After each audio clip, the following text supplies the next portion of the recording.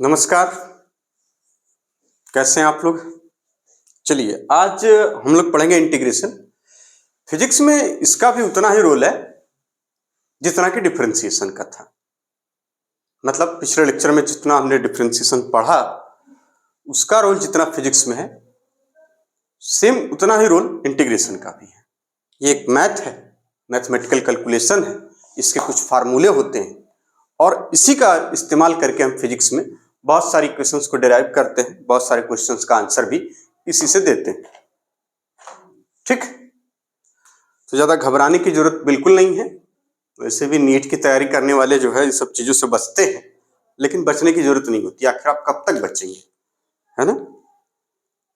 तो इसकी टेंशन लेने की बिल्कुल भी जरूरत नहीं है, कोई बहुत बड़ी चीज नहीं होती ये सब। पहली बात तो ये दिमाग में रख लीजिए। हिंदी में इसको बोलते हैं समाकलन। समाकलन समाकलन मीन्स होता है ऐड करना सिंपली, लेकिन वो ऐड या एडिशन इस टाइप का नहीं होगा जैसा कि सिंपल होता है। ठीक ना? चलिए अब आप थोड़ी देर के लिए बड़े ध्यान से सुनिए।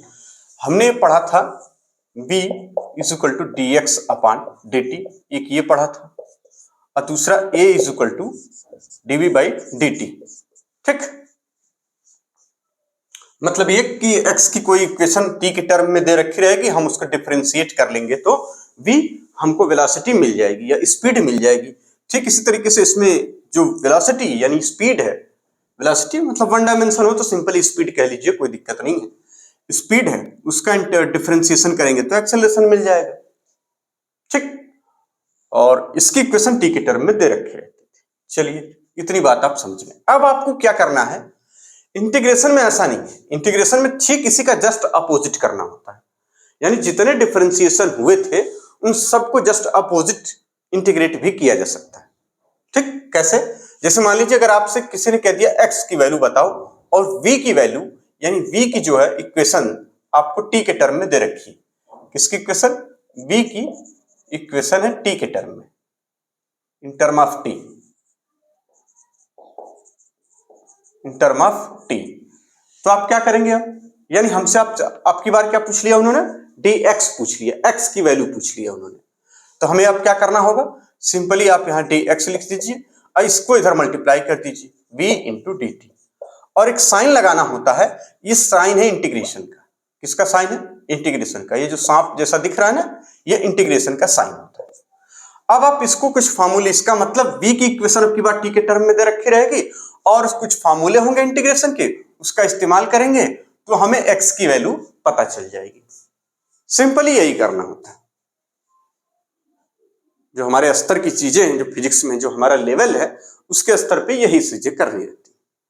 बात समझ में आ गई? कुछ लिमिट भी दे रखी रहेगी 1 से लेके 2 तक, यानी ये t टाइम 1 सेकंड से लेके 2 सेकंड तक जैसा भी दे रखा रहेगा वो अलग बात है। पहले हम समझ लें कि इंटीग्रेशन होता क्या है। तो ये चीजें होती है, कहते हैं इस चीज को इंटीग्रेशन। जैसे मान लीजिए अब इसमें आपको v वेलोसिटी पूछा गया, ठीक, या स्पीड पूछा गया, तो आप कह देंगे d और इसका इधर से मल्टीप्लाई करेंगे a इंटू डी टी और उसके बाद एक साइन लगा देंगे, कह देंगे ये इंटीग्रेशन फॉर्म इसका बन गया। इतनी बात समझ में आ गई? यानी अब की बार जो v जो है, v यानी ये इक्वेशन किसमें दे रखी रहेगी? फॉर एग्जांपल हम ये कह सकते हैं कि v is equal to 2t cube plus 3t square minus 2 या प्लस 2, इस तरीके से। यहां पर हम इस तरीके से कह सकते हैं 2t क्यूब माइनस या प्लस 3t स्क्वायर प्लस 2, ये इस तरीके से। यानी उसी t के टर्म में अब की बार हमें क्या करना था? इंटीग्रेट करना था। आप लिखेंगे कैसे इसको? इस चीज को जो v की इक्वेशन दे रखी है जहां x फाइंड करना है, इसको लिखने का तरीका क्या होगा? तो कहेंगे इस तरीके से लिख देंगे, ये dx जिसका इंटीग्रेशन हमें इधर भी करना रहेगा, इधर भी इंटीग्रेशन, v की वैल्यू है, क्योंकि इस वैल्यू को आप इस तरह से लिखेंगे 2t cube plus 3t square plus 2 into D T, यानी इंटीग्रेशन ऑफ दिस इक्वेशन, है ना? आपको ये सिंपली ये बता रहा है कि इंटीग्रेट करिए, इसको इंटीग्रेट करिए। जैसे हम डिफरेंशिएट करते थे ठीक इसी तरह से आपके बार इंटीग्रेशन करना है किस? इस इक्वेशन का। सिमिलरली यहां पर भी हम इसको देख सकते हैं, यहां पर भी ठीक इस तरीके से। ये आपको सिर्फ यही करना रहेगा। अब जाहिर सी बात है कि ये जो करने के लिए कुछ कॉमन फार्मूले होंगे, ठीक, 2t लगा लीजिए, ना लगाइए, आपकी मर्जी। ठीक, इस तरीके से यानी ये बता रहा है कि इक्वेशन है एक, ये मैथमेटिकल इक्वेशन बन गई, ये वाली भी एक मैथमेटिकल इक्वेशन है, और ये वाली भी। फिर से अगर आप समझना चाहें तो फिर से देखिए, जैसा कि हम कहते थे डिफरेंशिएशन में हमने ये सीखा कि v equal to dx by dt, that means कि हम इसको डिफरेंशिएट करें तो हमें एक इक्वेशन वेलोसिटी या स्पीड मिल जाएगी। अगर x की इक्वेशन दे रखी है t के टर्म में, अगर x की इक्वेशन t के टर्म में दे रखी है तो हम x की इक्वेशन को डिफरेंशिएट करेंगे तो हमें स्पीड मिल जाएगी। अगर आपको अब की बार क्या करना था, सेकेंड टाइम ये है कि आपको v की इक्वेशन दे रखी है और x की वैल्यू पूछा हुआ है ना, तो हमको क्या करना होगा, यानी चूंकि v की इक्वेशन दे रखी है t के टर्म में, तो हम क्या करेंगे, x चाहिए तो क्या करते हैं, x को यहीं लिखा रहने दीजिए, v इंटू डी टी कर लीजिए और एक साइन लगा लीजिए खूबसूरत सा सांप जैसा, है ना, सांप नहीं है ये, इसको कुछ भी बोल दीजिए, आप तो बायो वाले हैं, एस्केरिस बोल दीजिए, क्या दिक्कत है ना, कुछ ऐसा, ये इंटीग्रेशन का साइन लगा दिया। इसका मतलब ये साफ बता रहा है कि जब आप इस v की वैल्यू यहां पुट कर दिए, यहां पर रखने के बाद आपको ये लग रहा है कि कोई एक मैथमेटिकल फार्मूला होगा जिससे ये इक्वेशन सॉल्व होगी। यहां से तो आपको एकदम यही दिख रहा होगा। अगर आप इतना सीख गए, यानी सिमिलरली इसमें भी a into D V by D T, आपसे v पूछा गया, एक इक्वेशन दे रखी थी, आपने इसको रख दिया और आप ऐसे कर सकते हैं, कोई दिक्कत वाली बात नहीं। ये तो रहा पहला स्टेप, छोटा सा बिल्कुल। अब इसी तरीके से मान लीजिए अगर कोई ग्राफ बनाया गया है ना, इस तरीके से, और आपसे ये कहा जा रहा है कि ऐसे ग्राफ है और यहां पर है v है और यहां पर t है, मतलब ये t की लाइन है ना, ये t, ठीक, इस तरीके से कह रहा है कि ये जो इसके अंदर का पूरा एरिया है ये T1 और ये T2। बाद में हम लोग इसको जब मोशन इन 1D पढ़ेंगे, मोशन इन 1 डायमेंशन, तो हम इसको और डिटेल में हम लोग समझेंगे। मान लेते हैं T1 है, ये T2 या T इनिशियल कह लीजिए, इसको फाइनल कह लीजिए, ज्यादा बेहतर लगेगा, इसको T फाइनल। ये दूरी, ये इतना एरिया कैसे निकाल पाएंगे आप? सिंपली अगर आप ये एरिया, अगर ये लाइन बिल्कुल सीधी होती तो आप कह सकते थे, जैसे एक दूसरा ग्राफ बना ले रहे हैं यहीं पर, अगर ये लाइन बिल्कुल सीधी होती तो आप ये कहते थे कि ये T1 है और ये T2 है, इसके बीच की जो ये डिस्टेंस है वो डेल्टा T हो जाएगी, और ये जो डिस्टेंस है, सॉरी ये यहां पर जो एक y में, यानी जो y एक्सिस है, इस पर कोई एक नंबर लिखा रहेगा, ये v, उस v का इसमें मल्टीप्लाई कर लेंगे, यानी एरिया अगर आपको चाहिए, सिर्फ एरिया की अभी हम बात करेंगे, एरिया क्या देगा ये अलग बात है, एरिया से हमें क्या निकलेगा ये अलग बात है, यानी v इंटू डेल्टा टी, ये कह लीजिए, या डेल्टा टी, ये वाला बनाइए ज्यादा अच्छा है, यानी ये करके हमें एरिया इसका निकल सकता है। लेकिन यहां पर ये स्ट्रेट लाइन है, चूंकि ये आराम से हो जा रहा है, लेकिन यहां स्ट्रेट लाइन नहीं, ये कर्व है ऐसा, ठीक। तो अब इसके केस में क्या करना होता है, आपको एक छोटा सा कर्व एट डिस्टेंस t पर जाकर, किसी t पर जाकर एक छोटा सा आपको सेगमेंट कट कर लेना है, कट कर लिया आपने इस तरीके से। अब आप इस सेगमेंट को देखिए ध्यान से बड़े, तो आप इसको कह सकते हैं कि ये T1 है और ये T2, ठीक, ये T1 है और ये T2 है, और ये जो T1 T2 है ये हो जाएगा डेल्टा T। अब आप इस छोटे से सेगमेंट का इसमें मल्टीप्लाई कर सकते हैं, ये देखिए V, तो सिर्फ इतने का एरिया आप निकाल पाएंगे, यानी एरिया ऑफ दिस सेगमेंट अगर आपसे पूछा जाए तो आप कहेंगे V इंटू डेल्टा T, आप ये लिख सकते हैं V इंटू डेल्टा T। लेकिन अगर इसी तरह से छोटा छोटा एरिया इधर भी और इधर भी आप बनाते गए, जैसे एक एरिया आपने ये बनाया, फिर एक एरिया आपने इसी तरह से ये बनाया, फिर ये, फिर इसी तरह से ये पूरा, यानी पूरे को आप एरिया, तो सारे एरिया को आपको ऐड करना पड़ेगा, यानी ये छोटा सा एरिया था, फिर उसके बाद इस एरिया को, फिर इस एरिया को, इस एरिया को, क्योंकि यहां पर जब आएंगे तो V की वैल्यू कुछ ये आ रही है, फिर यहां पर आएंगे तो V की वैल्यू कुछ ये आ रही है, T1 T2 की वैल्यू कुछ बदल जा रही है। इतनी बात आप समझ पा रहे हैं? फिर से देखिए, अगर आप चाहें तो इसको हम फिर से भी बना दें, बिल्कुल देखिए यहां पर ये हमने क्या किया, सबसे पहले बार फिर से इस चीज को देखिए, बड़े ध्यान से इसको देखना है, इसलिए कि बार बार आपके सवालों में आएगा, इसका जिक्र हर चैप्टर में, लगभग मैकेनिक्स में कई बार यूज होगा, है ना, मैकेनिक्स में कई बार यूज होगा, जिसमें सवाल इस तरीके के मिलेंगे तो आपको परेशानी हो सकती है, इसलिए वो ना हो, आपको ध्यान ये रखना है कि यहां पर एरिया निकाल लिया था, ठीक। अब की बार क्या था हमारे पास, ये सिंपल ये था, ये लाइन कुछ तिरछी लग रही है, चलिए ये तो अपने हाथ में है, ये कर दिया, वेरी गुड। अब ये लाइन हमने ऐसे ड्रा कर ली, ठीक। इसको हम कह रहे हैं कि ये यहां से जो है ये T1 है, और सॉरी T इनिशियल है और यहाँ T फाइनल है, ठीक। अच्छा, हमारा T और T सब एक जैसा है क्या? चलिए ये T फाइनल, ठीक। अब आपको ये बताया जा रहा है कि यहां पर जब आप देखेंगे तो ये लाइन ये यहां V आ रही है, तो हमने कहा जहां तक ये आपको स्लोप दिख रहा हो वहीं तक आप एक छोटा सा एरिया कट कर लीजिए। चलिए कट कर लीजिए, दूसरे कलम से कट कर लेते हैं भाई, दूसरे कलम मतलब दूसरे पेन से, ठीक है, कलर अलग है। ये एरिया हमने इतना कट कर लिया। कट करने का मतलब ये है कि इतना पार्ट हमने सिर्फ एरिया निकालना चाहा, सिर्फ इतने पार्ट का। तो आप ये देख पाएंगे यहां पर कि ये T1 है और यहाँ T2 है, तो आप इसका एरिया लिख सकते हैं डेल्टा टी, और सॉरी इसका जो गैप है टाइम का वो लिख सकते हैं डेल्टा टी। जब इसका एरिया निकालना होगा तो देखिए एरिया कैसे निकालते थे आप, यानी लेंथ इंटू ब्रेड्थ तो करते थे भाई। ये चूंकि अगर ये ब्रेड्थ हो गई तो ये लेंथ कितनी है? V है, इधर कुछ वैल्यू लिखी रहेगी 2 3 4 5, इसका मल्टीप्लीकेशन और इसका इंटू इसका मल्टीप्लीकेशन का आप कर दीजिए, इतने का एरिया आ जाएगा। तो इसका एरिया कितना आएगा? V into delta T. आपने इतने का सिर्फ अभी निकाला, हमें चाहिए यहां से लेके यहां तक का एरिया। बड़े ध्यान से सुनिएगा, देखिए हमें चाहिए यहां से लेके यहां तक का एरिया, तो फिर हम कह सकते हैं कि इतना पार्ट और छोटा सा कट कर लीजिए आप, ये इतना पार्ट। फिर अब इसका एरिया निकाल लीजिए, फिर इतना पार्ट और कट कर दीजिए, इतना एरिया निकालिए, फिर इतना और इतना एरिया निकालिए, यानी सबका एरिया निकालना होगा आपकी। अब तो इस चीजों से इससे क्या हो रहा है, यानी हर बार एरिया को आप इतना निकाल के फिर इतना इतना इतना, यानी इसका एरिया अगर हम मान लें इस वाले का A1, और फिर इसके बगल में जो आया A2, फिर इसके बगल में जो आया A3, फिर इसके बगल में आया जो A4, फिर इसके बगल में आया A5। सिमिलरली इधर भी इसी तरीके से होगा।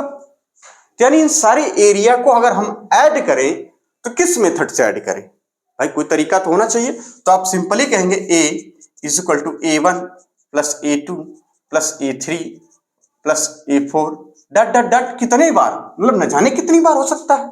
आप ये तो हम ये यहां दिख रहा है कि इतनी ही बार हो सकता है कि कोई बंदा ऐसा करे, कोई बच्चा ऐसा करे इसको कि एक छोटा सा एरिया उसने इतना बड़ा लिया, सिर्फ इतना पार्ट, ये इतना पार्ट जिसको हम ये कलर कर रहे हैं, सिर्फ इतना पार्ट लिया, तब तो उसके लिए A1 A2 A3 इतने इनफाइनाइट नंबर तक हो सकते हैं भाई। कोई जरूरी तो है नहीं कि हमने, कोई कह सकता है कि हम इतना बड़ा एरिया ले रहे हैं, ये आपके ऊपर है। लेकिन गणित इसमें मैथमेटिक्स जो बताएगी वो ये कहती है कि आप इसको समेशन करिए, यानी सभी एरिया को आप ऐड करते चले जाइए।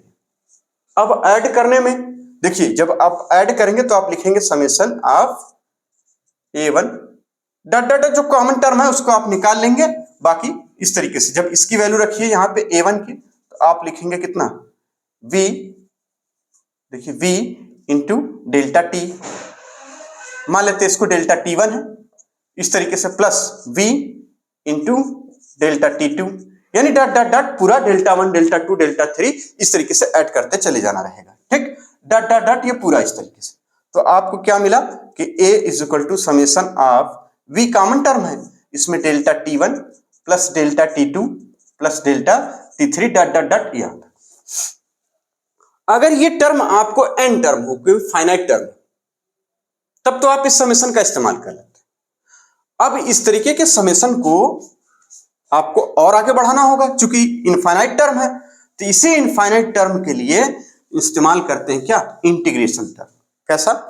हम ये मान लेंगे कि नेट एरिया जो आएगा A, यहां पे देखिए n की वैल्यू लिखी रहेगी, यहां I का मतलब I 1 2 3 4, जहां से भी स्टार्ट किया हो आपने, 1 से स्टार्ट किया तो 1 से, 2 से स्टार्ट किया तो 2 से, I की वैल्यू उस पर डिपेंड करेगी कहां से आपने इनिशियल स्टार्ट किया। I मतलब इनिशियल, ठीक है।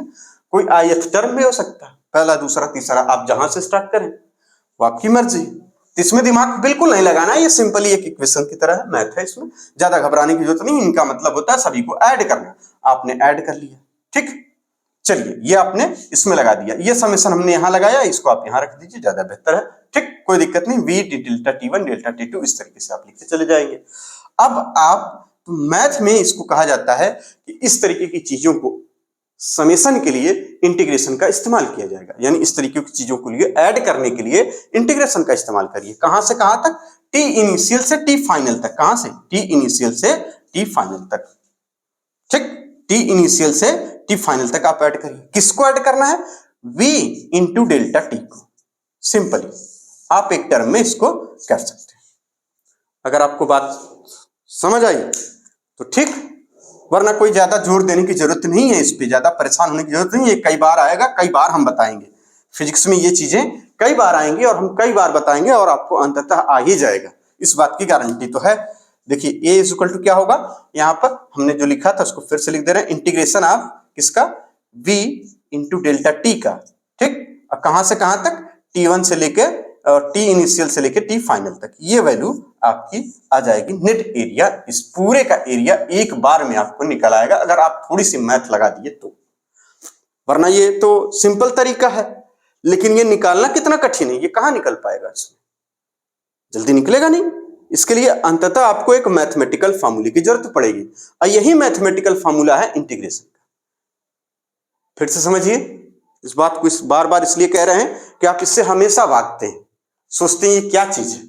फिर से समझिए, हमने लिया इतना पार्ट, ठीक, जिसका एरिया हमें चाहिए था, ये लिया था, बिल्कुल बगल वाला लिया था, कोई बात नहीं, बगल वाला इतना पार्ट, यानी हमने क्या लिखा इसके लिए? डेल्टा T1, इसका एरिया A1 यानी V, ठीक, ये V है और ये T1, V into delta T. Second वाले का A2, A3, A4, इस तरह से हम A5 करते चले गए। हमें अब सारे का एरिया इधर वालों का प्लस इधर वालों का ऐड कर ले तो काम बन जाएगा। अब कितने टर्म हो सकते हैं? 1 2 3 4 5 7 डट डट डट इनफाइनाइट टर्म्स हो सकते हैं। आप कोई छोटा बच्चा कह दे कि हमको तो इतना बड़ा एरिया बड़ा लग रहा है, छोटा कर दीजिए, तो चलिए भी छोटा कर दिया, उसमें कौन सी बात है। वो कहेगा कि हमने सिर्फ इतना पार्ट लेना है, ये बस हम इतना ही पार्ट हम जोड़ेंगे, क्योंकि हम बहुत छोटे हैं अभी, हम ज्यादा बड़ा बड़ा जोड़ नहीं पाएंगे, तो छोटा ले लिए। यानी इस तरीके से छोटे छोटे कई पार्ट्स हो सकते हैं इसमें। बात समझ में आ रही? यानी कई पार्ट्स हो सकते हैं, यानी इनफाइनाइट टर्म्स हो सकते हैं। अब इनको ऐड करना है तो आप इसकी value v into delta T1, v into delta T2, v into delta T3, ये लगभग v के बराबर है, क्योंकि ये वैल्यू में ज्यादा अंतर आपको दिखेगा नहीं, है ना। जब आप ग्राफ ड्रा करेंगे तो आपको ज्यादा अंतर दिखेगा नहीं। तो ये क्या है, यानी v कॉमन हो जाएगा, delta T1, delta T2, T3, इस तरीके से ये समेशन का साइन होता है, जो ये बता रहा है कि सबका समेशन करना है, जिसको सिग्मा बोलते हैं इस साइन को, है ना, समेशन करना है इसको। ठीक, यहाँ पे n लिखा रहेगा, n मतलब जो भी टर्म है, n 60 टर्म है, जैसे मान लीजिए 60, एक आता है अर्थमेटिक प्रोग्रेशन, है ना, आएगा, वो भी आएगा, हम पढ़ाएंगे उसको, घबराइए मत। तो वहां पर इसका सबका सम कितना होगा, है ना, सम ऑफ n टर्म्स, ठीक है ना। तो वो घबराइए मत, अभी उसकी जरूरत अभी नहीं है, फिलहाल हम जो सीख रहे हैं पहले उस पर ध्यान दे लेते हैं, वो भी नेक्स्ट लेक्चर वही होगा, ठीक है ना, अर्थमेटिक प्रोग्रेशन। तो ये इस तरह से हम इसको ऐड करेंगे। तो इस एडिशन में कितना करेक्शन है, मतलब आप n कितने लेंगे? 100 लेंगे, 100 लेंगे, कितना ले सकते हैं आप, क्योंकि आप यहां से T1 से लेके T2 तक ऐड करना है। तो मैथ ये कहती है कि भैया ये सब ना करने से अच्छा है आप इस तरह से लिख पढ़ लीजिए, सब ठीक है, लेकिन आप एक तरीका लगा लीजिए कि नेट एरिया निकालना है तो इंटीग्रेशन कर दीजिए v इंटू डेल्टा टी का T1 से लेकर T2 तक, या T इनिशियल से लेकर T फाइनल तक। इसका मतलब ये बातें तो हमको समझ में आ गई कि इंटीग्रेशन क्या होता है। इंटीग्रेशन एक तरीका है जिससे सारी चीजें ऐड की जा सकती हैं, या फिर किसी इक्वेशन को जो डिफरेंशिएट हुई है उसमें जो वैल्यू पूछी गई है dx, x है, यहाँ पे a है, सॉरी यहाँ पे v है, ये सब पूछा गया है, उसको भी हम कर सकते हैं इंटीग्रेशन मेथड से, उस वैल्यू को फाइंड कर सकते हैं। इतनी बात आपको समझ में आ गई होगी। अब चलिए कुछ बेसिक्स फार्मूले कि ये इक्वेशंस को कैसे सॉल्व किया जाएगा, ठीक, इतना नोट कर लीजिए।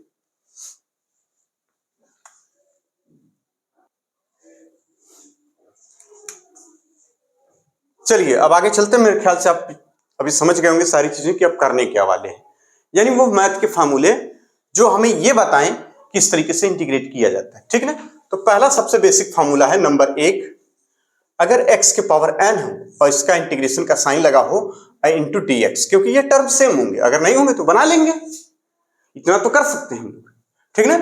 क्या हो जाएगा, तो इस चीज का इंटीग्रेशन सिर्फ x के पावर n का इंटीग्रेशन जो होगा वो xn+1 x to the power n+1 upon यही n+1 नीचे। पहला बेसिक फार्मूला। दूसरा सबसे बेसिक फार्मूला है, जो बेसिक फार्मूला तो नहीं है, प्लस कांस्टेंट आप लगा सकते हैं। अंडरस्टूड है कि एक c जो कि कांस्टेंट रहेगा, लिखिए ना लिखिए आपकी मर्जी है। जरूरत पड़ती है तो हम बताएंगे कि कब जरूरत पड़ेगी, जहां जरूरत होगी वहां लिख लिया जाएगा, जहां नहीं होगी कोई बात नहीं, ठीक ना। चलिए अब यहां पर मान लीजिए अगर आपके पास सिर्फ लिखा हुआ dx और सिर्फ इसको इंटीग्रेट करना है dx, तो इसका इंटीग्रेशन क्या हो जाएगा, सिंपली x प्लस सी। ये इसको हटा दे रहे हैं, ठीक ना, क्योंकि चूंकि आप बायो से पढ़ रहे हैं, नीट की तैयारी कर रहे हैं, तो आपको लगेगा ये अंडरस्टूड है कि सी रहेगा, ठीक ना, प्लस सी सब में सभी इक्वेशन में रहेगा, ठीक ना, कोई उसके लिए परेशान होने की जरूरत नहीं है ज्यादा, ठीक। उसका कोई मतलब कहेंगे कोई अभी खास मतलब नहीं, जब मतलब होगा तब देख लिया जाएगा, ठीक। ये हो गया। तीसरा नंबर फार्मूले का आता है, ये आपके लिए बनाए हमने, ये a इंटू डी एक्स रखा है सब एक ही, ये मेन फार्मूला बस यही है, ठीक है ना, और कोई फार्मूला नहीं है, क्योंकि आप यहाँ x लिखेंगे, आप अगर इसको दे, अभी अब सारे फार्मूले हम आपको क्लियर कर दे रहे हैं, घबराइए मत। तो क्या हो जाएगा a x, क्योंकि आप बहुत बेसिक चीजें, प्लस सी हमारे वही है, देखिए दिमाग में चल रहा प्लस सी। तो नंबर 4, चौथा फॉर्मूला है कि अगर आप 1 upon x to the power n करना है, इसका इंटीग्रेशन क्या होगा, सिंपली यहां x के पावर -n+1 कर दीजिए और यही -n+1 आप यहां लिख दीजिए, ठीक। ये कुल 4 बेसिक फार्मूले हैं जो एक ही फार्मूले से डिराइव हुए हैं, इसी से सब आया है, कोई अलग फार्मूला नहीं है, ये सिर्फ ये तीनों एक ही चीज है, ठीक है ना। इसी से ये n है, n समझ में आ रहा है, h समझ में आ रहा है, क्या आ रहा है, h लग रहा है। चलिए तो इसको n बनाने में कितना वक्त लगेगा, है ना, ये देखिए n+1 -n, यहां -n+1, ये कर देना रहेगा।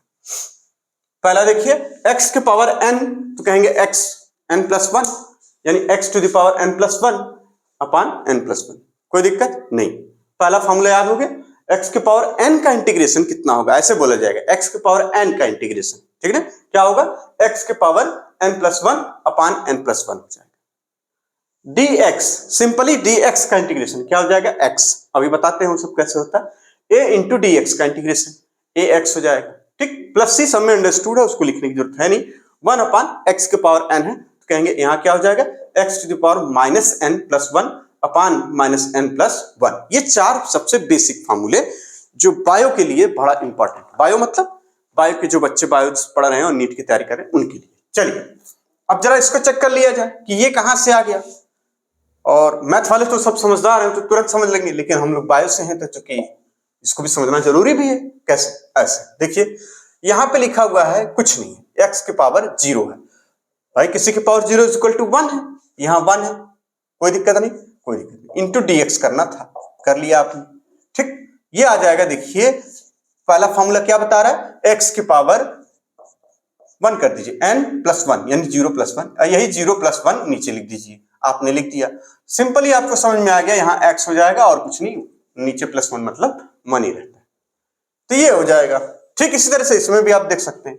तो ये सारे 4 फार्मूले हैं। अब आ जाइए कुछ एग्जांपल करते हैं, ठीक। एग्जांपल नंबर 1 यहीं से स्टार्ट करें, चलिए अभी तो इधर कर लेते हैं, फिर कुछ उधर कर लेंगे, ठीक है। एग्जांपल नंबर 1 कह रहा है आपसे कि x² का इंटीग्रेशन करिए, x² लिखा हुआ है, तो x² का इंटीग्रेशन करना in the term of dx, तो आप क्या लिखेंगे, x to the power 2+1 upon यही 2+1 नीचे। सिंपली आपको ये बोलना था x to the power 2+1 that means x³ upon 3, जो यहां पावर वही नीचे, कोई दिक्कत नहीं। अगला एग्जांपल इसी तरीके से, मान लीजिए ये x² प्लस, अभी प्लस छोड़िए, अभी प्लस वाला नहीं, x टू द पावर 3/2, चलिए x to the power 3/2 into dx, ये करना है। क्या करेंगे, चूंकि ये पावर n है, n में +1 ऐड करना है, ये x है, ठीक ना, x टू द पावर 3/2 लग रहा है ना, साफ साफ 3/2 है इंटू dx, कोई दिक्कत नहीं। अब इसमें क्या करना होगा, आपको +1 ऐड कर लेना होगा, यानी ये 1.5 है और 1.5 में 1 जोड़ दें कितना आ जाएगा, 2.5, कितना आ जाता है 2.5, वेरी गुड। और वही 2.5 नीचे भी लिख देना रहेगा, यानी क्या x की पावर 2.5, 2.5 का मतलब 5/2 अपान यहाँ पे 2.5, 2.5 का मतलब 5/2। अब ये 5/2 को कैसे लिखा जाता है, आप समझदार लोग हैं, ये 2 ऊपर चला जाता है तो आप क्या लिखेंगे 2/5 into X to the power 5/2, ये आपका आंसर हो जाएगा। ठीक इसी तरीके से एक एग्जांपल अगर हम इस तरीके से, अब यहां से ये कर लिया, चलिए एक एग्जांपल अब हम लोग यहां से लगा दे रहे हैं। ठीक, यहाँ पे इतनी बात समझ में आ गई, एक्स स्क्वायर था, कह रहे हैं इसका इंटीग्रेशन, तो ये वाला फॉर्मूला हमने इस्तेमाल किया, एक्स की पावर देखिए n+1 यानी 2+1 = 3, और वही n+1 जो पावर है वही नीचे x टू द पावर 3+2 या 3/2 लिखा हुआ, तो यानी इसमें +1 ऐड करना है, तो 1.5 में 1 ऐड करेंगे तो कितना हो जाएगा 2.5, 1.5 मतलब समझते 1.5, उसमें +1 ऐड करेंगे तो 2.5, तो 2.5 लिखने का तरीका क्या होता है 5/2, 5x टू द पावर 5/2 अपान 5/2। इस 5/2 को लिखने का तरीका ये देखिए, ये 2 ऊपर चला जाता है, ये सब बता चुके हैं बेसिक मैथ में, बहुत पहले ये सारी चीजें बता चुके हैं, ठीक ना। आ जाइए आप, इस तरीके से आपसे कहा जा रहा है कि x to the power, sorry ये इंटीग्रेशन करना है 2 इंटू dx का, सिर्फ 2 लिखा हुआ है, ठीक है, ये कांस्टेंट टर्म है, इससे हमें कोई मतलब नहीं है, 2 हो जाएगा। और dx का इंटीग्रेशन देखिए यहां से कराया गया था a इंटू एक्स हो जाता है, यानी ये जहां पर है ये नंबर्स, आप इसको समझिए नंबर्स, ±1 2 3 कुछ भी हो सकता है, a का मतलब कोई भी नंबर हो सकता है, ठीक, फ्रैक्शन में चाहे जिसमें, डेसिमल में चाहे जिसमें हो सकता है, इस तरीके से नंबर हो सकता है। तो यहाँ एक नंबर है, उस नंबर को लिख लीजिए, dx का x हो जाएगा, यानी इसका आंसर क्या हो जाएगा 2x। सिमिलरली आपको अगर ये कहा जाए कि 1/√x, 1/x नहीं, 1/x का अलग हो जाता है, ठीक है ना, log x हो जाता है, या ln x लिखते हैं, ठीक, तो आप उसके लिए अभी घबराइए, और नेक्स्ट लेक्चर में आ जाएगा सब, into dx, 1/√x into dx, यानी 1/√x का इंटीग्रेशन करना है इन the term of dx, function है। चलिए, फंक्शन शब्द हमने इस्तेमाल इसलिए नहीं किया कहीं पर कि इससे भी बायो में कंफ्यूजन होती है उन बच्चों को जो बायो से नीट की तैयारी कर रहे हैं या बायो पढ़ रहे हैं, फिजिक्स भी पढ़ रहे हैं, तो ये फंक्शन उनको ज्यादा पसंद नहीं आता है। ये क्या लिख रहे हैं, फंक्शन है, एक्स का फंक्शन, एक्स का फंक्शन मतलब एक्स की इक्वेशन है, जो इक्वेशन दे रखी है वो एक्स के टर्म में है, बस फंक्शन इतना ही होता है, ठीक ना, ज्यादा दिमाग नहीं लगाना है। अब आ जाइए, ये देखिए लिखा है 1/x रूट में, तो यहां क्या बताया गया कि अगर इस तरीके से हो तो देखिए x टू द पावर, इसको क्या लिख सकते हैं हाफ, बिल्कुल लिख सकते हैं, यानी इसी को कैसे लिख सकते हैं, बहुत आराम से समझना है, ये देखिए 1/x टू द पावर 1/2, ये सारी चीजें शर्ट्स में हमने बता भी रखी है ना, x टू पावर हाफ हो गया। अब इसी के पावर कह रहा है कि ये जो पावर है इसको पहले -1, इसमें +1 ऐड करिए, अब फिर ये, अच्छा x टू द पावर कहां चला जाएगा, कहीं नानी घर थोड़ी जाएगा, x के पावर क्या लिखना था आपको, चलिए -1/2 + 1, और यहाँ पे -1/2 + 1, ये लिखना था। फॉर्मूला चूंकि मैंने बता रहा, देखिए जो पावर है उसके पावर, चूंकि यहाँ पावर हाफ है तो इस -½ + 1 हमने लिख दिया, फॉर्मूला कह रहा है नीचे भी वही -n + 1 हमने कर दिया। सिंपल फॉर्मूले होते हैं, आपको लगा कि बहुत बड़ा चीज होगा, तूफान का ऐसा कुछ नहीं, इतना नाटक नहीं होता है। मैथ का मतलब सिंपल चीजें होती है, मैथ इसलिए बनी है कि चीजों को आसान करे, ठीक है ना। अब देखिए, अब यहाँ पे +1 है, यहाँ -½ है, यानी 1 में से आधा घटाएंगे तो कितना बचेगा, आधा, इसका मतलब यही हुआ 1 में से आधा घटाना है, यानी कितना बचा आधा, x की पावर 1/2, कोई दिक्कत नहीं। नीचे इसी तरीके से क्या हो जाएगा आधा, देखिए इस आधा, इस आधा को लिखने का तरीका क्या है, यहाँ देखेंगे 2 लिख देंगे, यहाँ क्या लिख देंगे 2, चूंकि ये 2 ऊपर चला जाता है, 2 इंटू एक्स के पावर हाफ, इसका ये मतलब हुआ 2 इंटू, किसी का पावर हाफ का मतलब वो रूट में चला जाता है, यानी √x, सिंपली आप समझ गए होंगे, यानी ये भी सही है, ये भी सही है, कोई दिक्कत। फिर से देखिए एक एग्जांपल, इतना नोट करिए, फिर से चलिए,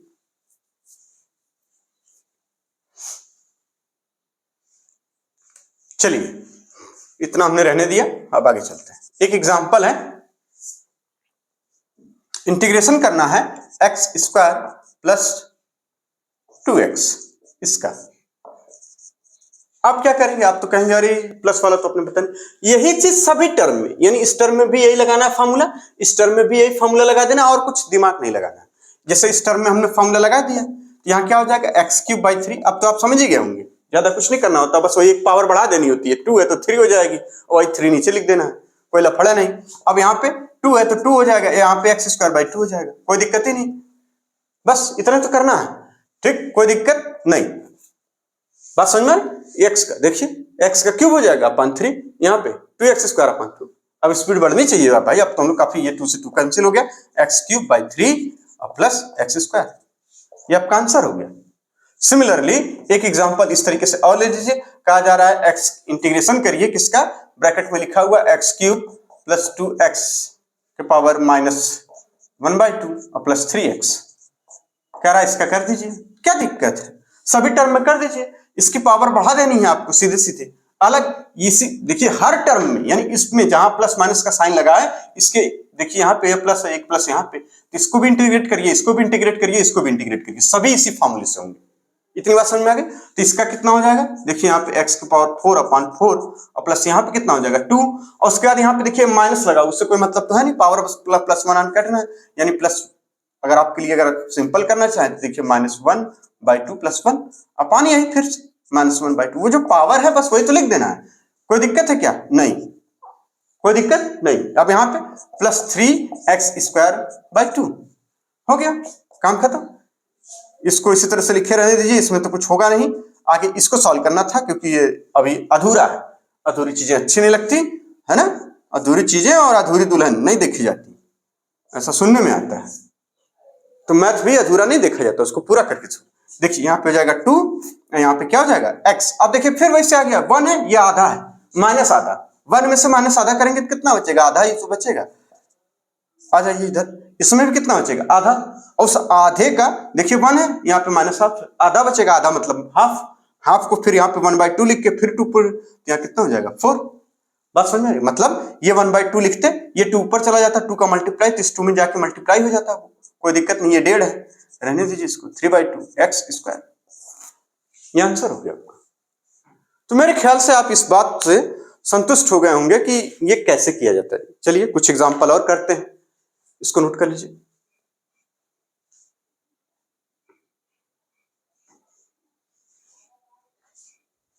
चलिए अब इसको हम मिटा दें, तुरंत एक एग्जांपल लेते हैं, उसके आगे बढ़ते हैं। ठीक, थोड़ा सा मॉइस्चर आ गया है बोर्ड में, कोई बात नहीं, थोड़ा सा रगड़ के मिटा दे रहे हैं, क्या फर्क पड़ता है।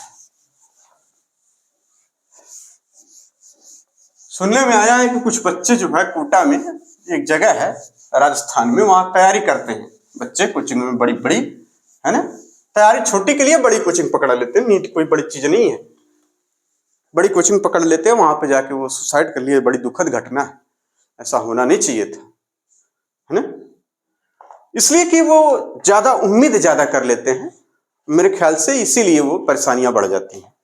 अगर वो ये उम्मीद करके गए होते कि वहां हमें कुछ नहीं बताया जाएगा, हमें खुद से सीखना है, तो शायद ये स्थिति नहीं आती। जब अपेक्षाएं ज्यादा होती है तो तकलीफ भी ज्यादा ही होती है।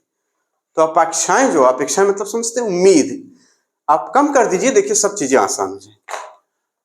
सिर्फ एनसीईआरटी को फोकस करिए, सारी चीजें आसान हो जाएंगी। अगर आपसे ये कहा जाए, मान लीजिए कोई टीचर पढ़ा रहा हो और उसने एक चैप्टर के 100 सवाल अपने मन से बता दिए कि इस तरीके के आएंगे, वो 100 तो वो हो गए, ठीक, एक चैप्टर से 100 क्या, कई 200-300 लोग बता देते कि इस तरह से पूछा जाएगा, उस तरह से।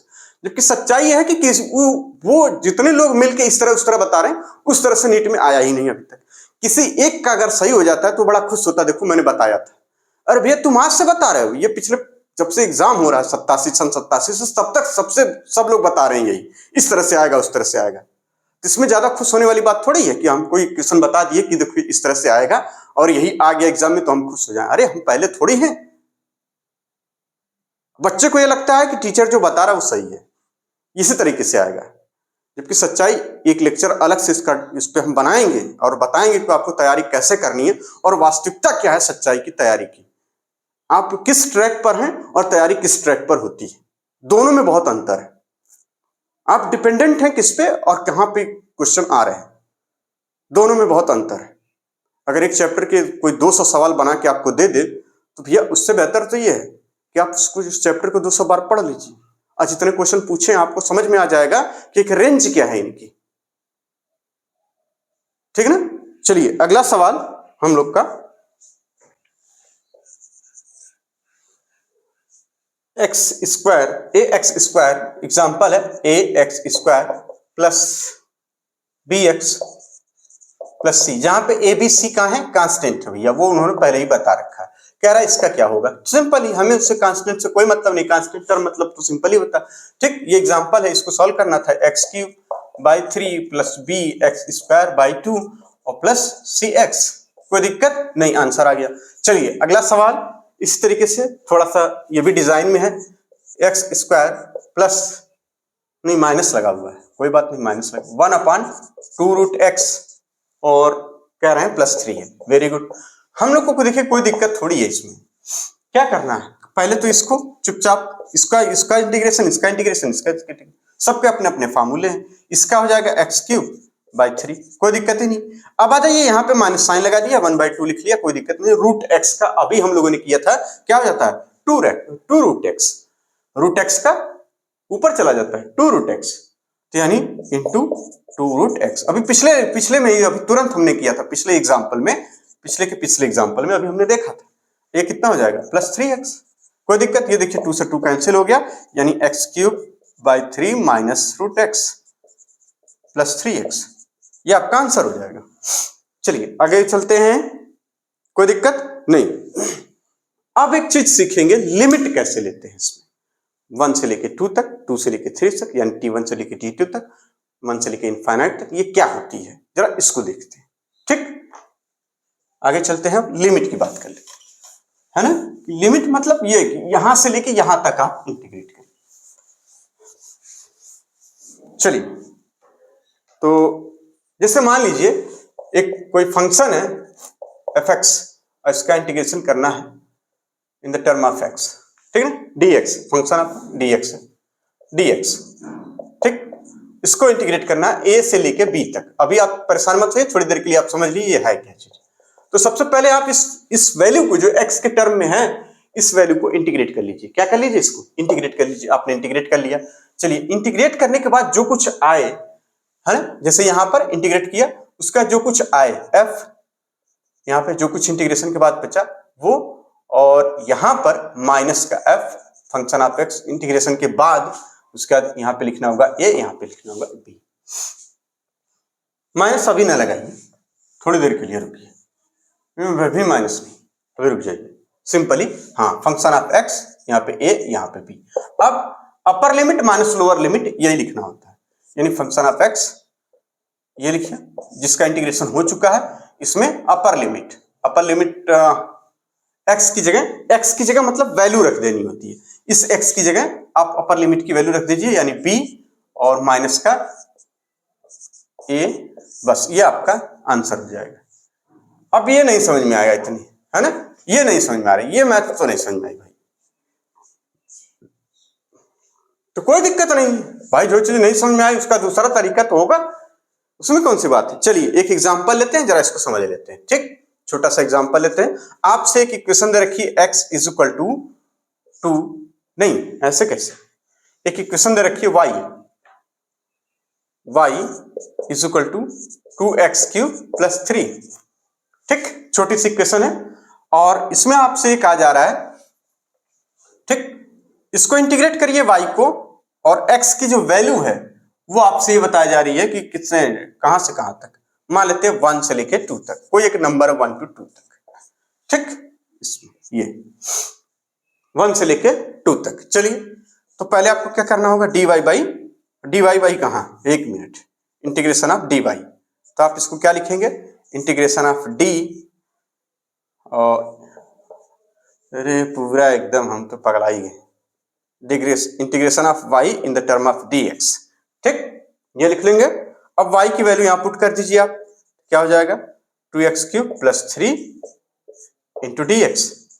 इस तरीके से इसका इंटीग्रेशन कितना हो गया, और इसको कहां से कहां तक, 1 से लेके 2 तक इंटीग्रेट करना, मतलब इंटीग्रेशन के बाद x की वैल्यू 1 से लेके 2 तक आप रखिए, y की वैल्यू क्या होगी, यही पूछा गया है। ठीक ना, अभी एक सवाल में आएगा और ज्यादा समझ में आएगा, घबराइएगा मत।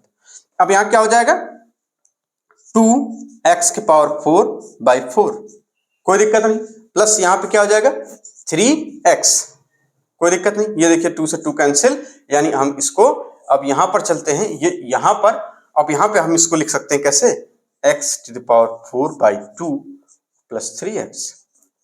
अब ये आपने जो कर लिया, ये जो लिमिट यहां लगी थी आप यहां पर उठाकर इसको लगा दीजिए, ये 1 और यहां 2। ठीक, इतनी बात समझ में आ गई। मतलब पहले सिंपली चुपचाप इंटीग्रेट कर लिया, यहां लिख दीजिए 1, यहां लिख दीजिए 2, कर लिया, कोई दिक्कत होगी नहीं। ये इक्वेशन थी 1 से लेकर के 2 के बीच में y की वैल्यू हमें चाहिए, हमने रख दी ये 1 ये 2, इससे कोई दिक्कत नहीं। चलिए अब क्या करना होगा, हमसे कहा जा रहा है कि जो कुछ आप इंटीग्रेट कर लिए हैं वहां पर एक x की जगह अपर लिमिट रख दीजिए, x की वैल्यू है ये समझिए कि x की जगह ये 2 रखना है ना। फिर अब इसमें इस टर्म में भी, इस टर्म में देखिए 2 टर्म है, तो यानी इसमें भी करना होगा प्लस माइनस, इसमें भी करना होगा प्लस माइनस। कैसे, ऐसे कर लेंगे, x की पावर यानी x की वैल्यू रख दीजिए, हमने रख दी। चलिए 2 to the power 4/2, और फिर माइनस का फिर x की वैल्यू एक बार 1 रख देने पर, यहां से देखिए एक बार इसके लिए प्लस माइनस, एक बार इसके लिए प्लस माइनस बना लेंगे। ठीक, यहां क्या हो जाएगा, फिर यहां पे देखिए x की वैल्यू एक बार 1 रखने पर, यानी 1 to the power 4/2, ये हो गया एक ब्रैकेट में सिंपली। अब आ जाइए ठीक इसी तरीके से इसमें कर लेते हैं, ये बात समझ में आ रही है। इसमें इस टर्म का हो गया, यानी इस टर्म में अपर लिमिट भी लग गई और लोअर लिमिट भी लग गई, 2 to the power 4, 1 to the power 4/2। ठीक, कोई दिक्कत नहीं। आगे चलते हैं, प्लस का साइन ये वाला लगा लिया। अब इसी तरह से इसमें यानी 3 into x की जगह अपर लिमिट मतलब into 2, फिर माइनस का देखिए लोअर लिमिट x की जगह यानी 3 into 1, ये ब्रैकेट भी बंद कर लिया। बस इसको सॉल्व कर लेना है। ये देखिए 2 to the power 4 का मतलब कितना होता है, 16 भाई, 3 बार 8, 4 बार 16, यानी 16/2 और माइनस 1/2, कोई दिक्कत नहीं। आ जाइए यहाँ पे, ये 3 दूना 6 हो जाएगा, -3 हो जाएगा, कोई दिक्कत नहीं। आ जाइए अब यहाँ पे, अब इसको तुरंत सॉल्व कर लेंगे। भाई ये 16 हाफ है, ये आधा हाफ है, कितना बचेगा 15 हाफ, यहाँ लिख देंगे यहाँ 15 हाफ, कोई दिक्कत नहीं। अब प्लस का यहाँ कितना 3, अब यहाँ पे कितना हो जाएगा, 3 दूना 6, 15 6 21/2, कोई दिक्कत नहीं। ये देखिए 3 दूना 6 हो गया, अच्छा में 15 ऐड करेंगे कितना हो जाएगा 21, 21/2, ये आपका आंसर हो गया। मतलब समझ में आ गया, यानी y को हमने इंटीग्रेट कर लिया, फिर उस पर लिमिट लगा दिया, ये स्क्वायर ब्रैकेट लगा के 1 और 2 लिखते हैं। फिर उसके बाद इसका ये मतलब होता है कि एक बार इस टर्म में प्लस माइनस करना है, मतलब प्लस माइनस मतलब यानी x की जगह एक बार 2 रखना है उसको, और फिर माइनस का x की जगह एक बार 1 रखना, हमने रख दिया। फिर इसको सॉल्व कर लेना है, कर लिया। फिर 3x यानी 3 into 2 -1। अब जरा एक क्वेश्चन लेते हैं जो नीट एग्जाम में आया हुआ है, ठीक है, इसको रफ कर देना। चलिए, मेरे ख्याल से आप समझ गए होंगे, एक एग्जाम्पल अगर आप लगाना चाहें तो लगा सकते हैं फिर से। ठीक,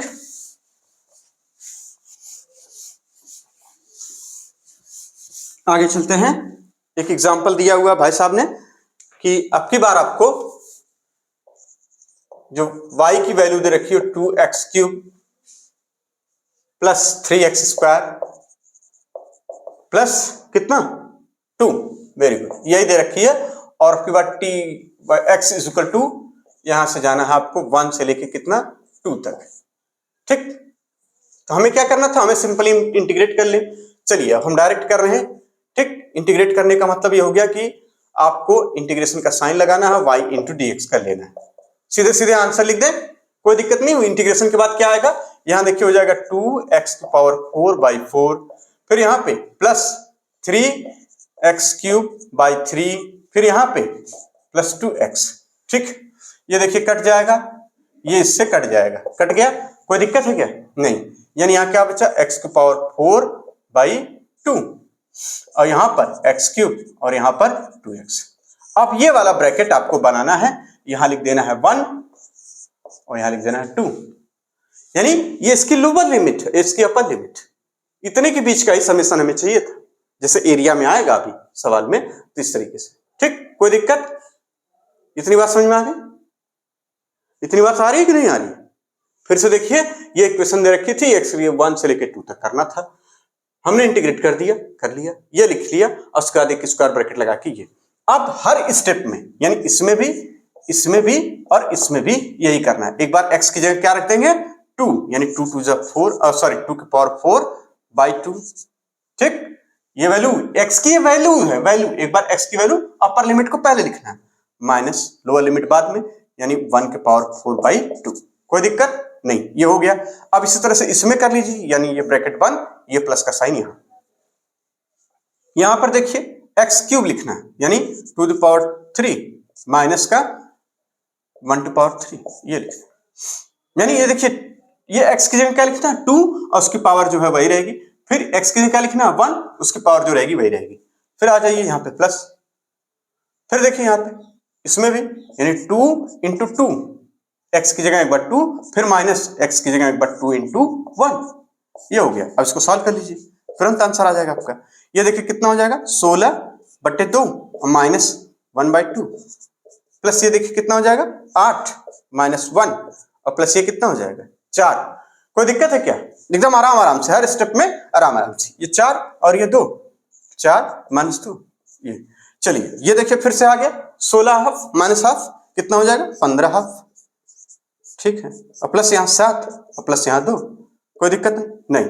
अब कुछ बच्चे इसको क्या करेंगे, इसमें एलसीएम उलसीएम लेंगे, ऐसा कुछ हमने बताया ही नहीं। हमने कहा तो ये सब तो एलसीएम उलसीएम बच्चे लेते हैं, हम लोग तो बड़े हो गए हैं थोड़े से, तो क्या करेंगे हम लोग, अब इसमें इस नंबर से किस नंबर से मल्टीप्लाई कर दिया जाए कि नीचे सब में 2 आ जाए, तो कहेंगे इसमें 2 से देखिए ऊपर और 2 से नीचे हमने मल्टीप्लाई कर दिया, इसमें भी 2 से नीचे और 2 से ऊपर मल्टीप्लाई कर दिया, क्या हो जाएगा कुल, देखिए नीचे 2 हो गया, कोई दिक्कत नहीं, ये 14 हो गया, ये 15, ये 14 और ये 4, तो आप लिख दीजिए इसको 15 + 14 + 4/2, सिंपली ये कितना हो जाएगा 15, और ये देखिए इसमें ये किधर लिया, ये 15 30 और 3 33, यानी 33, कितना हो जाएगा 33/2, ये आपका आंसर हो जाएगा। चलिए अब एक एग्जाम में सवाल आया, इतनी बात समझ में आ गई मेरे ख्याल से, आप इतने तो हो गए होंगे, इस स्तर पे आ गए होंगे कि अब एग्जाम के सवाल लगाते हैं। नीट फिजिक्स का सवाल है ये, ठीक। चलिए तो इसको आप रफ कर दे रहे हैं, सारी चीजें आप समझ गए।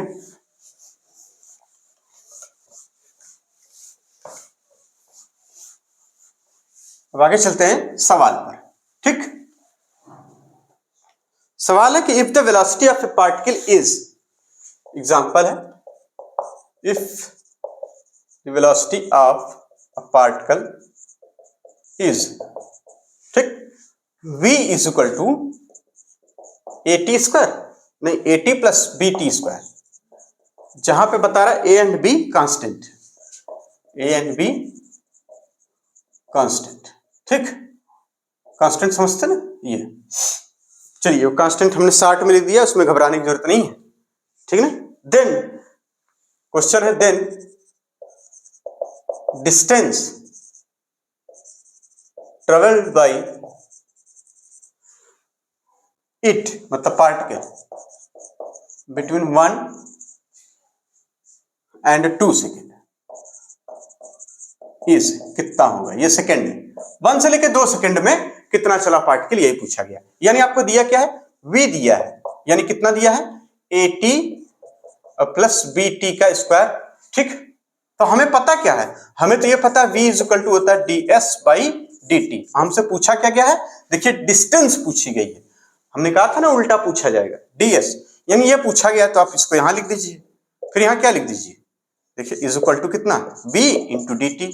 अब फिर ये चाहिए तो इसको इंटीग्रेशन का साइन लगा लिए, कर लिया, इसका इंटीग्रेशन x आ जाएगा, भाई dx का कितना आता है x, फार्मूले में जैसा कि बताया गया है, v की वैल्यू ये रख दीजिए, रख दिया, यानी a। देखिए कितना सिंपल है, आप इसलिए डर रहे थे कि आपको डराया जा रहा था, ऐसे नहीं, ऐसे कुछ नहीं होता है, सब ये सब आपके जीवन में कहां है, सब कुछ नहीं, ये सब केवल मैथमेटिकल्स स्कीम है। अब यहाँ पे क्या लिखना है आपको, 1 से लेके 2 तक कर लिया भैया, पहले इंटीग्रेट कर लेना है, फिर बाद में वो लगा लेना है। चलिए यहाँ पे आप आ जाते हैं, इसको इंटीग्रेट करेंगे कितना हो जाएगा, सिंपली at²/2, कोई दिक्कत नहीं, देखिए ना at²/2, इसको प्लस का, ये 2 हमारा z लग रहा है, चलिए हम 2 बना दिए, हम कुछ भी बना सकते हैं, है ना, क्योंकि हम विद्यार्थी हैं, एक स्टूडेंट है, स्टूडेंट की सोच जो है वो कुछ भी हो सकती है। ये देखिए ये, ठीक, ये आ गया, बिल्कुल आ गया, x की वैल्यू आ गई, यहाँ 1 से लेके यहाँ 2 तक, यहाँ तक तो पहुंच ही गए, उसमें कौन सी बात थी भाई, ये फटाफट कर लिया, यहाँ तक पहुंच गए, कोई दिक्कत है क्या, ये क्वेश्चन थी, यहाँ पर पहुंच गए, समझ में आ रहा है सब बढ़िया से। वेरी गुड, बहुत अच्छी बात। आइए अब यहाँ पे हम एक बार t की जगह क्या रख दें, 2 रख दीजिए, इसी का प्लस माइनस कर दीजिए, बिल्कुल, यानी a इंटू 2 की स्क्वायर बाई 2, फिर माइनस का a इंटू 1 का स्क्वायर बाई 2, ये ब्रैकेट में 1, ये इसकी जगह। अब इसमें भी इसी तरीके से प्लस माइनस कर लेना है, यानी b t की जगह क्या, 2 का क्यूब, वेरी गुड, 2 का क्यूब, फिर यहाँ पे इंटू कुछ नहीं है, बात खत्म, इंटू पिंटू घर गए, माइनस ये हो जाएगा, माइनस में इसी तरह से क्या हो जाएगा, b इंटू 1 का क्यूब बाई 3। इतनी बात आप बड़े आसानी से समझ गए भाई। यही वैल्यू एक बार इसमें अपर लिमिट करना है, माइनस का फिर इसी में लोअर लिमिट कर लेना है t की जगह, यही हमने किया। अब क्या आ जाएगा आंसर, ये आप दिमाग में जब आप इस पर प्रैक्टिस हो जाएंगे एकदम, बिल्कुल आपको लगेगा कि हम आ गया, तो आप इसको दिमाग में ये सब कर लेते हैं, कोई जरूरत नहीं पड़ती इतना लिखने पढ़ने की, ठीक ना। ये देखिए हो जाएगा 2 से 1 2 गया, 2a, और यहाँ माइनस, ये देखिए a बाई 2 हो गया, ठीक, वेरी गुड। चलिए प्लस का, इसमें 2 दूना 4 दूना 8, यानी ये b 8/3 हो गया, और ये कितना b बाई 3 हो गया, बात खत्म हो गई, ठीक। ये देखिए 2 दूना 4, 4 में से 1 गया 3, यानी 3/2a, यहां लिख सकते हैं, प्लस का ये कितना, ये देखिए 8 है, और 1 गया तो 7/3 भी लिख सकते हैं, कोई दिक्कत नहीं भाई। ये 8/3 भी है, यहाँ पे b बाई 3 है, यानी 8b बाई 3 में से 1b बाई 3 माइनस कर देना, आपको कितना बचेगा, 7b बाई 3, यानी 7b बाई 3 मतलब 7 3/b, यही है 7b बाई 3 या 7/3b, कोई दिक्कत नहीं, ठीक।